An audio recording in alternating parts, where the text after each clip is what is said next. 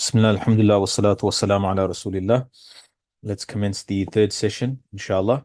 So we started off with Imam Hanifa rahmullah and went through the school Imam Hanifa rahmullah. So Imam Hanifa rahmullah as a person, and then we went through his school as well. Today, we'll start with Imam Malik rahmullah and then continue Imam Shafi'i, and we'll finish off with Imam Ahmad and a little bit, and then next week we'll continue with Imam Ahmad as well.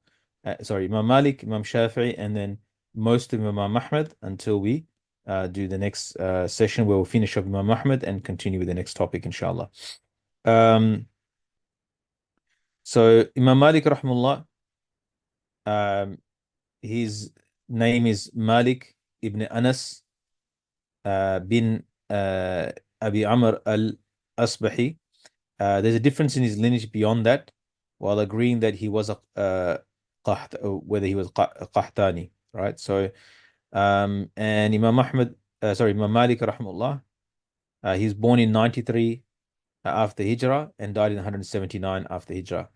And he said that one of the honors that Allah subhanahu wa ta'ala blessed him in before he passed away was that he said the Shahada.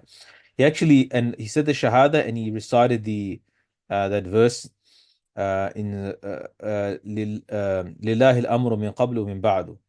The whole matter rests with Allah before and after. That is after victory. So he was this person that Allah subhanahu wa ta'ala had blessed with a good ending that the Ummah was witness to. His worship and taqwa. So when Imam Malik Rahmullah's sister was asked about the Imam's routine at home.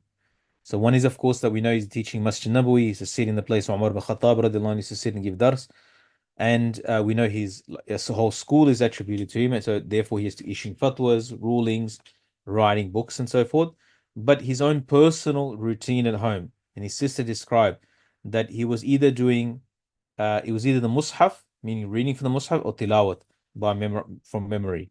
So pretty much it was Quran the whole time, whether from mushaf or not. It was always he was reading tilawat of Quran, making tilawat of Quran. Imam Ibn Wahab said, if I could fill volumes from the statement in Imam Malik, I don't know, I would have done so. Like I could fill up whole books, voluminous books on Imam Malik's answer to questions being, I don't know. Someone came from Iraq and said that asked him 40 or so questions. 36 of that was I don't know. Just think about this. Someone who you think is a great scholar, and he was a great scholar, one of the imams and authority whose schools have survived till our time, that most of his answer was I don't know. Despite that, so much of his fiqh, entire school, has survived intact till our time with great scholarship, who've ulama have trained in that school. But most of his answers was, well, in this situation where somebody asked 40 or so questions, 90% of the answers were, more than 36 were, I don't know. And that's related to the previous part. The previous part is that these were imams of ibadah, they were imams of khashya, fear of Allah subhanahu wa ta'ala. And the head of knowledge is the fear of Allah subhanahu wa ta'ala. That is why these imams were appreciated by the ummah. One is for their great genius and not just appreciated by the ummah, but appreciated by Allah, obviously. That their school has survived because of the great taqwa that they had, fear of Allah subhanahu wa ta'ala that they had. So, and that's knowledge, right? So this saying I don't know is a very hard thing, but this is something ulama train their students on, that it's something that has to be trained, because one of the byproducts of knowledge is arrogance. But in the matter of deen, you cannot take that risk. You cannot take the risk of saying I know when you don't know, make up an answer. Like you have to learn. Ulama train their students almost like a tasbih of repetition of I don't know. Like they would answer question, like people come and ask questions, they would say I don't know. And the reason was to train their students to normalize this idea of saying I don't know. So like definitely we should not be speaking without knowledge. So I mean there are matters that people answer willy-nilly, just answer the question without thinking. And things like that Umar ibn Khattab radiallahu anhu collect all the Badr Sahaba. When it came to answering, complex fiqh issues, He'll collect all the Badriyun, the Badri Sahaba, and then answer it. So it's very important that students are taught, ulama are trained, and they are generally trained. Uh, they're taught adab before the knowledge. They're taught manners before knowledge. They're taught a manner or a way of doing things along with the actual information or knowledge they have to implement. So Allah subhanahu wa ta'ala says in the Quran, Surah Araf number 33, say, my Lord has only forbidden immoralities, what is apparent of them and what is concealed, and sin and oppression without right, and that you associate with Allah that which He has not sent down authority, and that you are say about Allah that which you do not know. This last part, to say it's a major sin. It's forbidden that to speak in the matter of deen or the Sharia, the say what Allah has not revealed. And for us, we have to go through the process of, through all the generation right up to the early Muslims, and the proper understanding that has been transmitted till our time, recorded in the books and so forth. People that come up with new understandings, there's no such thing really. A reform Islam or a change Islam. Yes, like for example, we can say the dua for safar can be recited for airplane as is recited for a camel, or for a journey, right? The dua of transport can be recited for any transport, even transports that didn't exist. But like changing the deen fundamentally, this is something where so many groups have appeared, so many modernist groups appear, so many reform groups appear, who try to. So this is a very strong proof again, that type of attitude. But even the average student knowledge or alim should be careful, or extremely careful. I remember in one of our iftar teachers, and like I think we spent like 3, 4, maybe even close to 6 months, if I remember correctly, just on not issuing fatwa, and not in handballing, as we say in Australia, handing it to somebody else, giving it to somebody else, handballing it to somebody else. So passing the buck. Why should I be responsible for this on the day of judgment? Answer for this. Better he answers it for it. If he's capable, let him answer the question. I don't know and dig this hole for myself, because to speak of that which you do not know, and to speak on behalf of Allah, then you're liable. You now have dug a hole for yourself. You'll have to provide an answer that where you got that from on the day of judgment. Um, someone said, I didn't see anyone with more. Ibn Mahdi says, I didn't see anyone with more awe, haiba, and perfect intellect and more taqwa than Imam Malik rahmallah. What a combination of awe, right? And perfect intellect and taqwa, fear of Allah subhanahu wa ta'ala.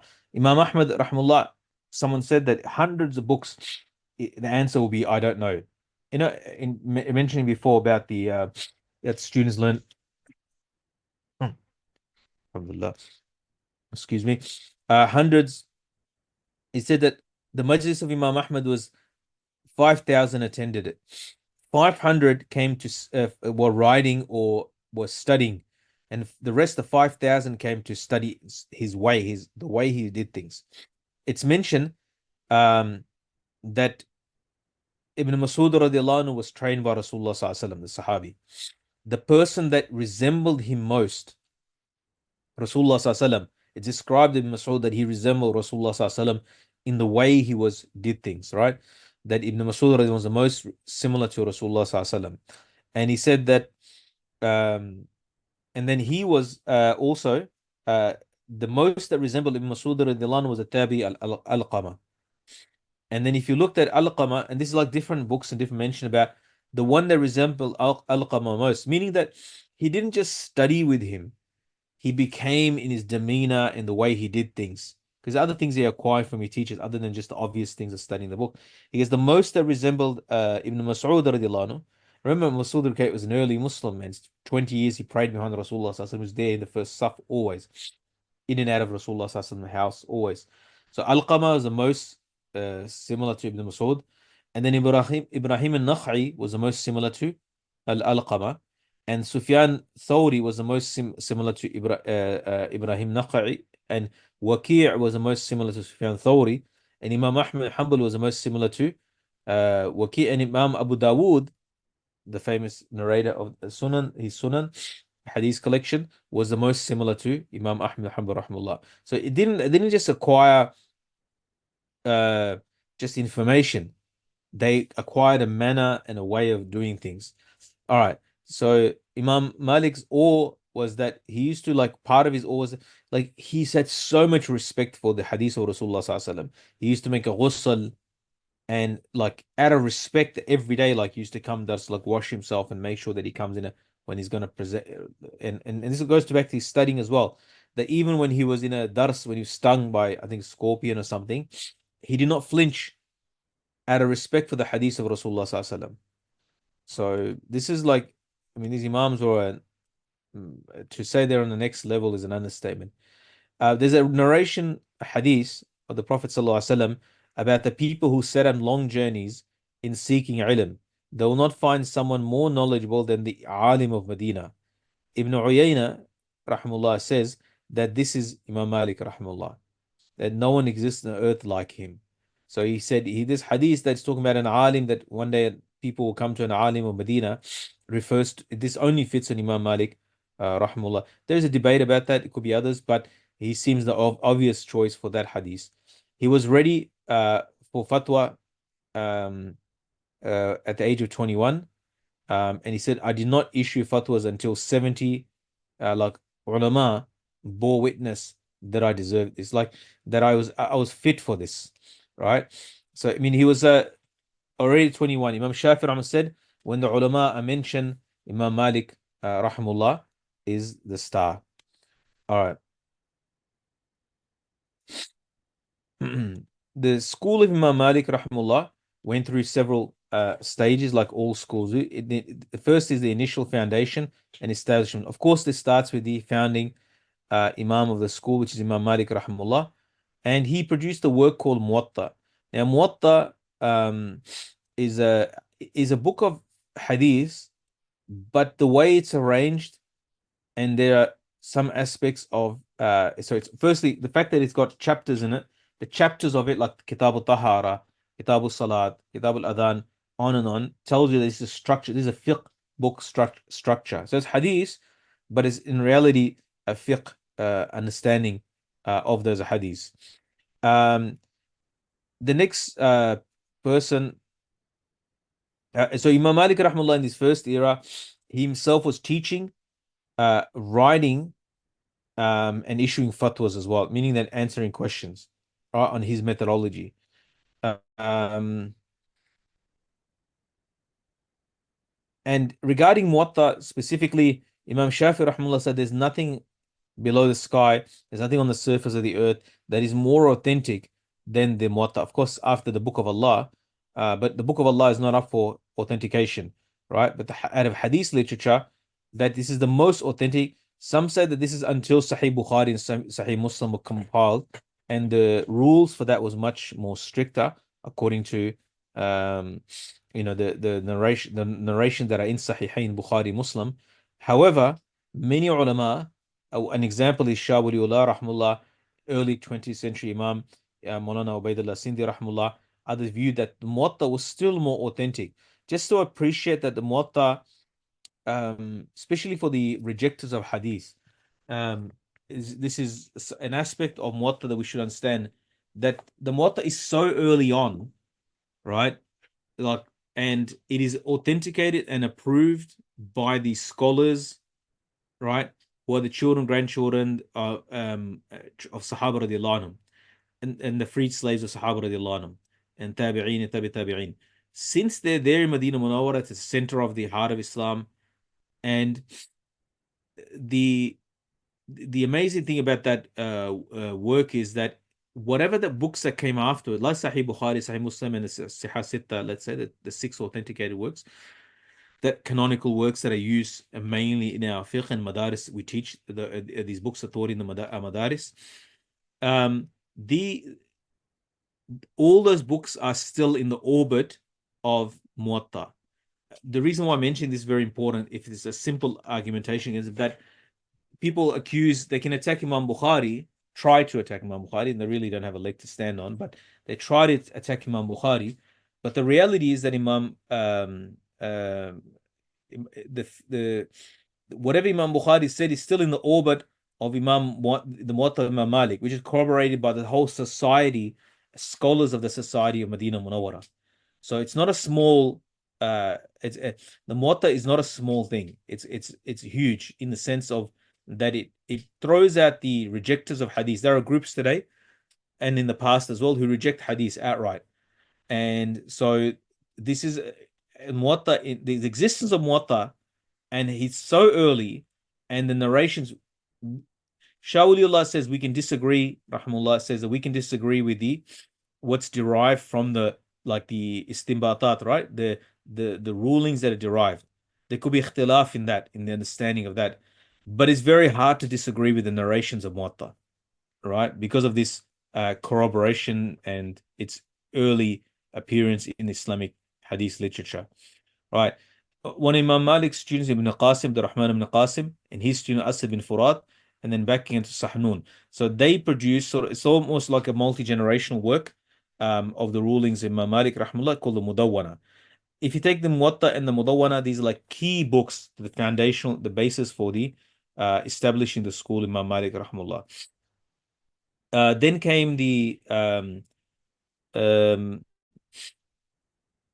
someone came to Imam Sahnun and said that I want, you are like he was motivating him to issue a fatwa, and he said, don't make me a bridge over Jahannam. Like he put in my body, you're going to Jahannam and using me as a bridge to get to it.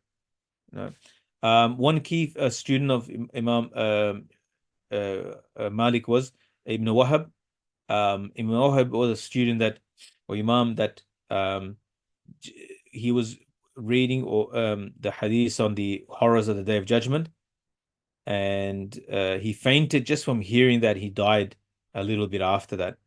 Imam Malik had another student called Ashab, and Ashab he died in 204 after Hijrah. It was the same year that Imam Shafi died in, and Hassan ibn Ziyad, the Lu'li of the Hanafis, also died in that year as well. The next stage is the era of growth and an expansion of the school. So in this stage, you have various ulama. There's two centers of the Shafi school. I apologize. We're talking about the Maliki school. In Iraq, Ibn Abi Zayd appears, a very key figure for the school. Ibn Abdul Wahhab, and he was a qadi, a judge, and wrote poetry. Ibn Abdul Barr in Andalus in Spain. The books are mentioned. Ibn Abi Zayd wrote Risala. Qadi Abdul Wahhab wrote Talqeen. Ibn Abdul Barr wrote Kafi. Al-Baji came, he wrote the Muntaqa, and others. Ibn Rushd came, he wrote the Muqaddamat and other works. And so Ibn Abdul Barr in Spain, a great muhaddis and alim faqih, he wrote a commentary on two commentaries on Muwatta actually. Tamheed, Istithkar and Tamheed. Istithkar is more of fiqh commentary, while Tamheed is more hadith commentary. It took 30 years. He put 30 years of his life into those works. I mean, just imagine one imam, a genius of the Ibn Abdul Barr's, a great imam from Spain, Andalus, and invest that much time. Abu Alwid al-Baji, he traveled the whole world studying until he came back to Andalus as well. At that time, the Zahiriya, literally the literalists, Ibn Hazm, like that was his he was an outstanding figure and debated. So, and just remember that debating in knowledge in madrasa or academic purpose between scholars, as long as it's done as part of the training and is done for academic to get to the truth and to train the ulama to sharpen their wit and their argumentation and for academic purposes, is fine. And there's a lot of rules and adab for it. Not much of it is followed today in a lot of debates that go on. If you put those rules, they're in books.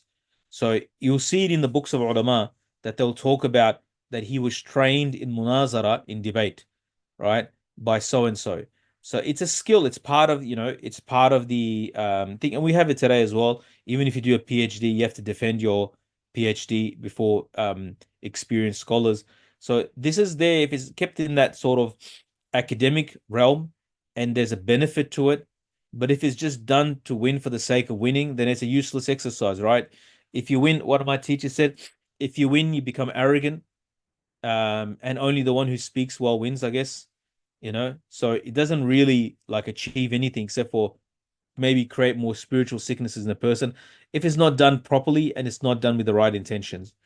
Ibn Rushd, generally in the Maliki mother was speaking of Ibn Rushd, we're talking about the grandfather. There's two Ibn Rushds, the grandson and the grandfather. Both contributed to the madhab, obviously, but Ibn Rushd, generally, when they're talking about final words and the decision of a madhab, they're talking about the grandfather Jad. Then came Qadi Iyad, who wrote so many books. Ibn Hajib, he wrote made his contribute Qarafi and Khalil. Khalil is very, very important, probably the most important for the later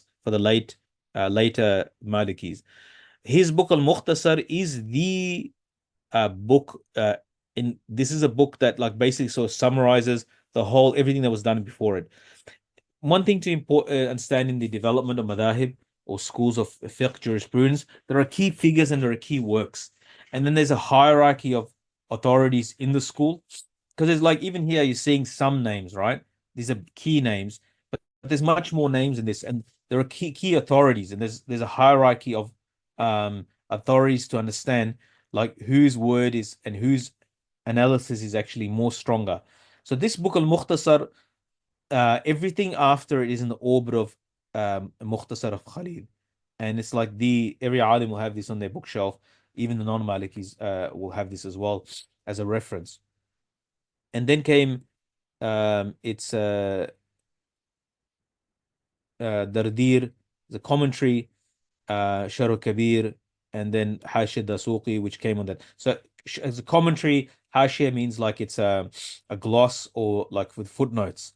So you have like one book done, then a commentary done, then a summary done, then a commentary done on that summary, and then footnotes put on that. So the work is thoroughly exhausted in its explanation, right? Like so that there's no stone left unturned. Very little is left. Like by the time it gets to us, very little is left, except for maybe new cases that we have to have a look at where they might be reviewed. But it gives very little room because it's exhausted. Like I don't want to say till death, but it's commentated, and that's a continuous process that ulama continually commentate on previous works and make it more accessible to students.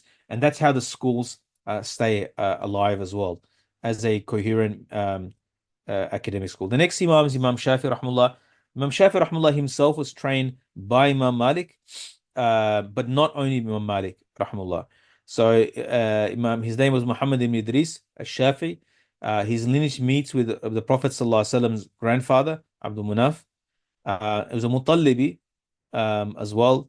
So he's said to be Mutallibi. So descendant of Muttalib, the uncle of Abdul Muttalib, the brother of Hashim. He traveled to Mecca. Imam Shafi rahmullah was born in he's born in Gaza, 150 after Hijri, so in Gaza, and he died in Egypt in 204 after Hijri, as mentioned before. He traveled to Mecca, Medina, and Baghdad. So in that time, those were the centers of knowledge. So he studied with the ulama of Mecca, studied with the ulama of Medina, like Imam Malik, took the Muwatta from Imam Malik, memorized it before he even arrived. Rabi ibn Sulaiman said Shafi used to, so just before he took knowledge from Imam Muhammad, Imam Hanifa's student, Muhammad ibn Hassan Shaybani, that he took a camel load of knowledge from him. He did something unique, which was that he combined the madrasas of Hijaz and the madrasas of Iraq. So there was a kind of a competition, you could say, between the Hijazis and the Iraqis. Iraq, because it became Darul Khilafa, Sayyidina Ali radiallahu anhu's time, it was the house, it was the capital of the Muslims. Great Sahaba like Abdullah bin Mas'ud and Ali radiallahu and others were based in Iraq. They were not based in Makkah, Medina, Munawwara, or Hijaz. So in a way, they had like very senior scholars of the Sahaba not living there and established there. And that was but Imam Shafi came, and so they developed like sort of unique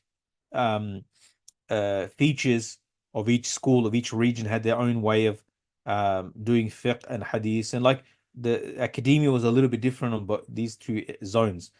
Imam Shafi rahmullah, as Shaykh Taha Karan rahmullah from South Africa, there's a recording of it if you want to listen to it about the development of Shafi fiqh. and the history. The word that he uses, he systemized and synthesized these two schools into one. And so he took from both schools because he studied in both and took from both. And then he was the type of person that could do that. He was a caliber of Imam, so Imam Shafi rahmallah, they could do that. It said about, as for Imam um, Rabi and Sulaiman mentioned here, that Rabi and Sulaiman is the most prolific narrator of Imam Shafi rahmallah. Imam Rabi ibn Sulaiman said Shafi'i used to read the Quran 60 times in Ramadan, one in the day, one in the night, right? Someone said, I stayed with Imam Shafi rahmallah one night. He used to pray a third of the night. He would at least, this is outside Ramadan, he would at least read 50 verses and no more than 100, and he would just keep repeating them over and over again, meaning throughout the night. Right. So, I mean, this is the type of person in terms of his personal ibadah. You're starting to see a pattern in these imams. Their great ibadah and worship. We know them more for their schools, their fiqh schools, but they were people of great taqwa and a great worship of Allah subhanahu wa ta'ala. Rabi'a bin Sulaiman said Shafi had divided his night into three. The first third he used to write, the second third he used to pray, and the last third he slept. Right. As for his knowledge, Ibn Uyayna said Shafi was the best of his era. He memorized the Quran at the age of 7 and memorized the Muwatta at 10.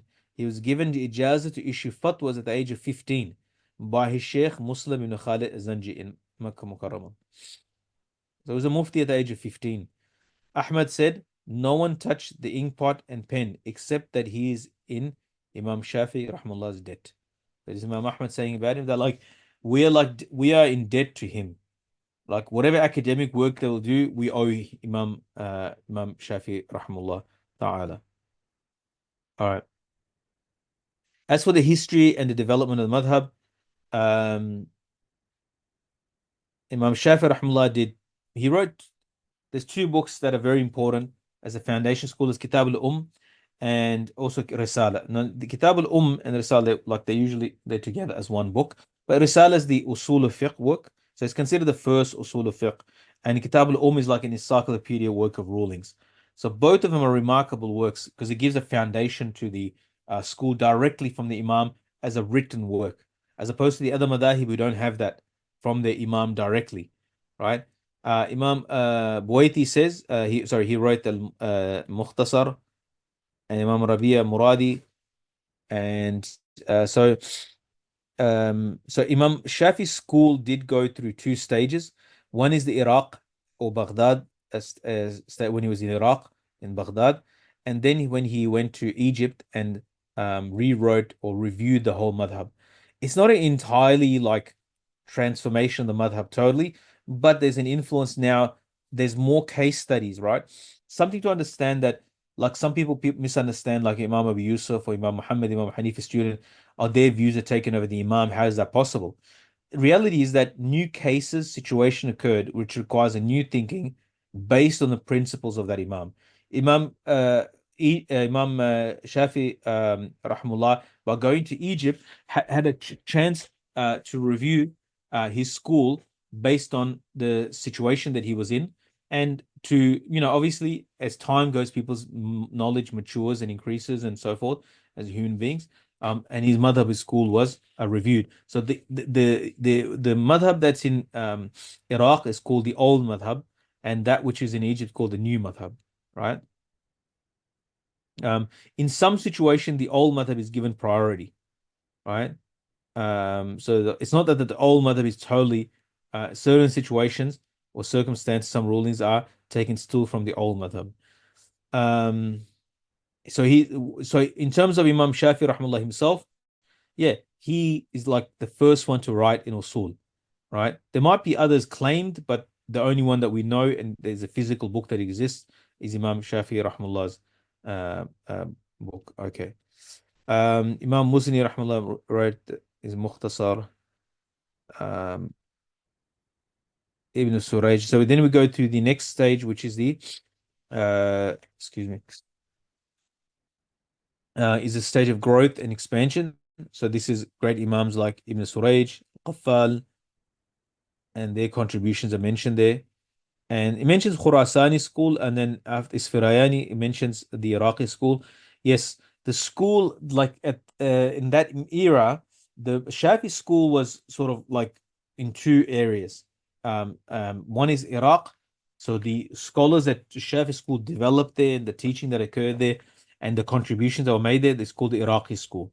And the Khurasani school, so Khurasan is like in Persia and Afghanistan and these areas, and some of the Central Asian countries. So generally, that's sort of the area, like the western part of Afghanistan, southwestern near the Iranian border today, and Iran. The chunk of it is in Iran, chunk of it is in Afghanistan, and these other countries. That's generally that region is considered Khurasan, and great ulama came from that region. Mawardi, his contributions there, Imam Juwayni rahmullah, his Nihayatul Matlab. Imam Juwayni is referring to, this is the father, this is the son, Imam Juwayni, the Imam al-Haramain, Imam Ghazali's teacher, Shirazi, Muhaddab, Imam Ghazali, al-Wasit. Imam Ghazali wrote many books. He has many contributions to the madhab. So Wajiz, Wasit, Basit, these are his works in fiqh, and then Mustasfa, which is usul of fiqh, which is like required reading and is taught in a madrasa. As for the Imam, um, do you have Imam Nawawi?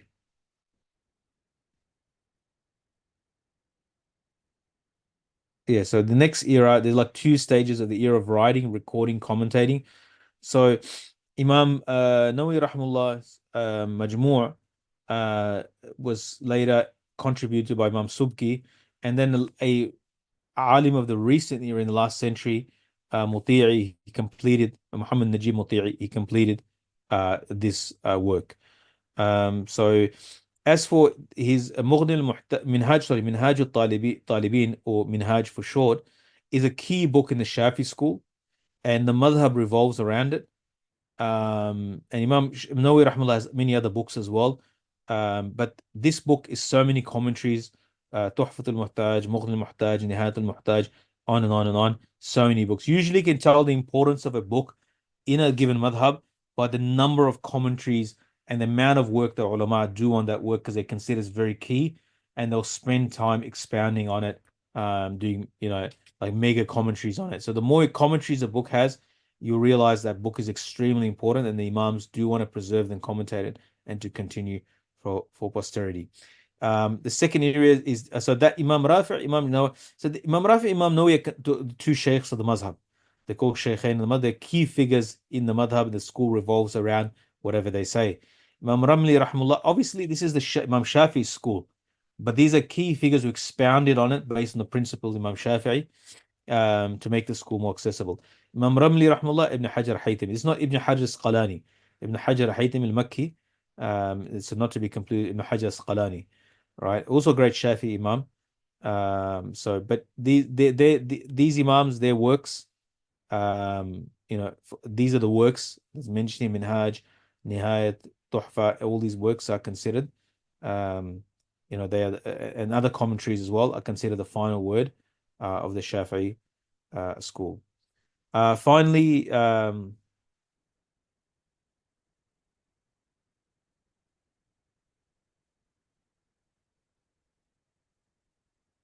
yeah, I mean, brother mentioned about um, there are certain qada matters, a change rule changing. No, there's disagreements with Imam, and sometimes the school has adopted a certain view, the Hanafi school, of the view of the Sahibain in qada matters, but this should not be seen as like, are they ditching? No, they're following Imam Hanifa's methodology. Just new cases have occurred, and they can apply it with more clarity. That case using Imam Abu Hanifa's principles. Um, so, well, like a simple example is like, should an imam be paid, right? Is an imam to be paid, right? For it? So according to Imam Hanifa, no. Like Imam Ahmad as well, like is not to be paid. We're following Imam Malik and Imam Shafi's view today as an ummah in general. Like, if I remember correctly, Imam Ahmad's view was like, why should he be paid when he's got to pray 5 times salat anyway, right? But if we applied that, we wouldn't have any imams and ulama who are actually fulfilling the role of salat, like 5 times salat, right? You know. I'm an imam. The masjid, they're barely paying the imams now, even though they need it. But not because they're Hanafi, following Imam Hanifa's view. So as far as I understand, remember is that Sahibain's views followed Imam Muhammad's students, right? In this, like his view, this is like considered normal of the school now. Like, do you understand? Like it's considered the norm of the school. Is that a good case? Does that make sense to you?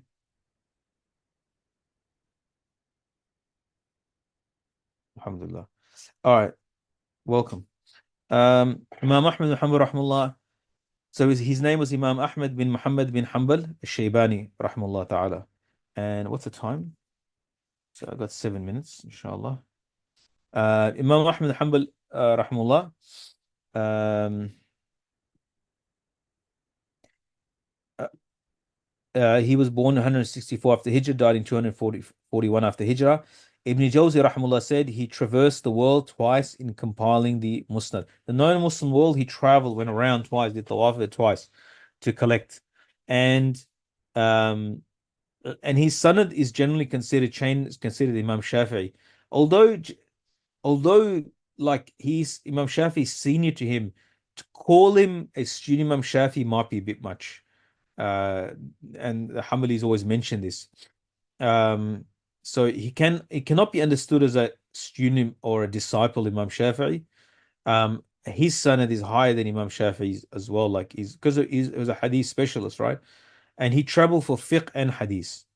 And he was imam of ilm and amal, right? Um, so I apologize, I'm having some problem with the computer. It's got a mind of its own at the moment. He he memorized 1 million hadiths. I think him and Ishaq bin Rahaway, rahmullah, they were colleagues. The both of them, they traveled together and they memorized 1 million hadiths. And it said that he was imam in 8, which is coming up. So Abdullah bin Ahmad said, my father used to pray 300 rakats every day. After being whipped by the ruler, it's a long story regarding that, he became sick, and due to weakness, and this is an old age, he used to pray 150 rakats every day. Imam Ahmad rahimahullah, and you can like when you read this about these people's lives, Imam Hanifa, Imam Shafi, Imam Malik, you're like, oh yeah, they like these people are chosen by Allah subhanahu wa ta'ala. Really, they're chosen by Allah subhanahu wa ta'ala. They're not a random accident. They're ibadah, they're ilm, they're like it's like they're like perfectly Allah subhanahu wa ta'ala chose them for this task of the preserving the practices of Islam and the transmission of the knowledge of Nabi sallallahu alaihi wasallam in the jurisprudence of Nabi sallallahu alaihi wasallam. Imam Ahmad rahimahullah said, I did not record any hadiths except that I practiced it. When I learned that the Prophet sallallahu alaihi wasallam paid a dinar, 1 dinar for cupping, I also did the same. I mean, think about that. You have a million hadiths you're trying to practice. There's no hadiths I recorded except that I practiced with amal on it, right? Shaykh Amir was mentioning in the course that today a student memorizes Umd al-Ahkam if he's lucky. He's halfway through Kitab al-Salat, which is like sort of at the beginning, the first quarter, right? And he's like memorized 100, and he's got his online library of books, right? And in our situation, got AI probably as well. And then he judges and said that the hadith didn't reach Imam Ahmad, right? And he did not no, the idea that Imam Ahmad left the hadith and didn't incorporate into fiqh, or any of the Imams, right? This is like an accusation on them. They've incorporated in a way that the fuqaha of the school understand. And so when we learn from the fuqaha, the jurists will understand, no, this hadith implemented in a coherent manner with other hadith as well. But someone's very literalist to say, no, this hadith is not practiced, or that he ignored this hadith, or he missed it, right? But you got it. You got it on Google, on AI. You got it today. Rabi' said that Imam Shafi'i said to us that Imam Ahmad is Imam in 8 characteristics. He's Imam in Hadith. Like he's an authority and a leader in Hadith. He's an authority and a leader in Fiqh. He's in Lugha, in Arabic language. He's a leader and authority in the Quran. And he's a leader authority in Zuhud, asceticism, right? And in the fear of Allah subhanahu wa ta'ala, and in the Sunnah, right? In Faqr, asceticism, Zuhud, having indifference to the dunya, and fear of Allah. He's an Imam of Taqwa. and he's Imam of Sunnah. Do you understand? Like, if Imam Shafi'i rahimahullah said, because he's a specialist and an expert and an Imam in these 8 fields, right? I mean, this is this is not a small thing to say about somebody. Like you say, this is an Imam in Zuhud. Like someone has mastered being away from dunya, right? Then he said that's an amazing achievement. He was an Imam in 1, he was an Imam in 8 things.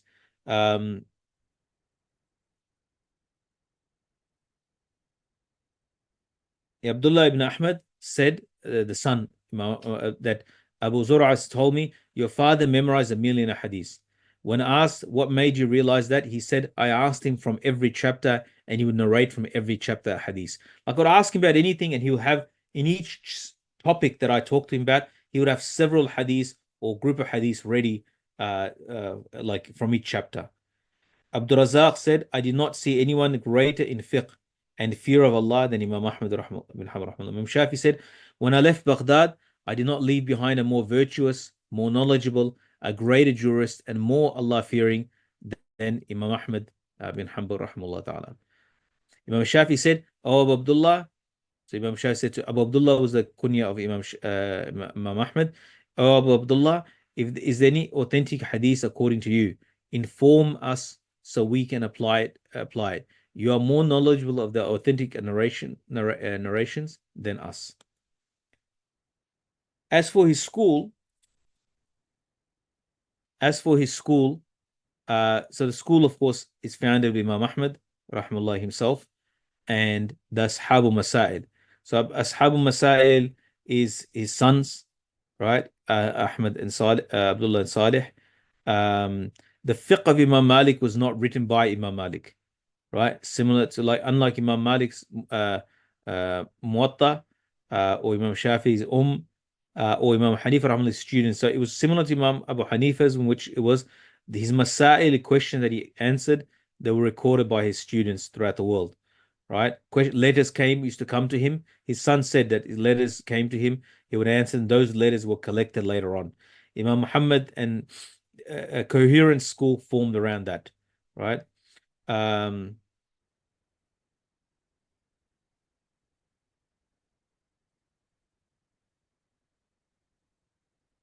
Imam Abu Dawood, his 2 sons, Imam Kawsaj. So there are Imams, Ashabul Masail, that narrate the Masail, collected it. Imam Khalal came, he did something unique. So Imam Ahmad is the Imam, is giving the issue. Then you got Ashabul, people collecting the Masail individually. And then Imam Khalal came, and he did something, which was that he went and he collected all the views of all these masail. He traveled around the world, collected Imam Ahmad's masail. So people like from Salih, Abdullah, the sons of Imam Ahmad, the 2 sons, Kawsaj, Harb ibn Ismail, Kirmani, Ibn Hani, and so forth. He put all of these together in encyclopedic work, but that work was lost eventually over time. Yes, other books were written from it, and those are the books that are relied upon, like Mukhtasar Qiraqi and others. But in reality, that original book, there has been a recent attempt. It's called the Jami al-Ulum Imam Ahmad, the encyclopedia of the Ulum Imam Ahmad. It's about 20 volumes of all the things that Imam Ahmad has discussed or answered, Aqidah, Fiqh, and so forth. Right? So it's an extremely beneficial book. Some Saudi ulama, recent ulama, they've done this. Then Ghulam Khalal came, he wrote a book. Khiraqi came, he turned it into the first Mukhtasar, the first syllabus, and it started a trend now of creating textbooks for educational purposes. A Mukhtasar Khiraqi, and then Hassan Hamid came, and he did something which was that he kind of like defined everything. So yeah, I put this in like the black boxes, and there'll be a slide, I think, next week where it will mention these things. So Imam Ahmad is a founder of the school with the Masail. Ashab al-Masail collected. Khalal put it into encyclopedic work. Khirq came, turned it into a syllabus book. Hassan Hamad defined and make sure that all the terminologies are defined properly. All right. So then came the next era, the elaboration and refinement. Qadi Abi Ya'la and his books, Kitab Riwayatain Wajhain. Ibn Qudam al-Maqdisi will stop here. Imam Maqdisi also he made a 4-level syllabus, and then Ibn Taymiyyah and others mentioned there as well. Qadi Abu Ya'la, he wrote books on usul and fiqh as well. But Ibn Qudam, when we get to next week, inshallah ta'ala, Allah subhanahu wa ta'ala give us understanding. It's a lot to take in. It's very hard sometimes, unless you spend time in one school. One of the things is in the madhab is like figuring out the hierarchy of the books and the hierarchy. Shaybani is the tribe. Imam Abu Yusuf is not. Imam Muhammad ibn Hassan is Shaybani. So they're both from Shayban, it's an Arab tribe, right? Or clan or Arab tribe. That's why the Shaybani. So Imam Ahmad is Shaybani, Imam Muhammad is Shaybani, Imam Ahmad is also Shaybani. All right. So that's it, inshallah. We'll stop there. Time is up. We're on the dot. Alhamdulillah. Yeah, yeah, some families they're very lucky. Like you see these two names here, like Ibn Taymiyyah, Ibn Qudama, like the Ibn Qudama and Maqdisi family, right? Like it's dozens of great imams and they serve the Hanbali school. The Taymiyyah family is obviously well known.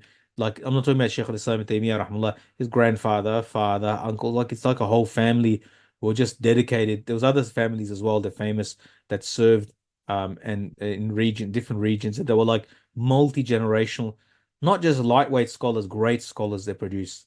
So they're a great example. Like Allah subhanahu wa ta'ala bless our families like that also, inshallah.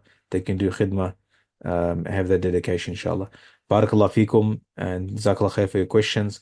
I'll see you next week, inshallah. Assalamu alaikum wa rahmatullahi wa barakatuh.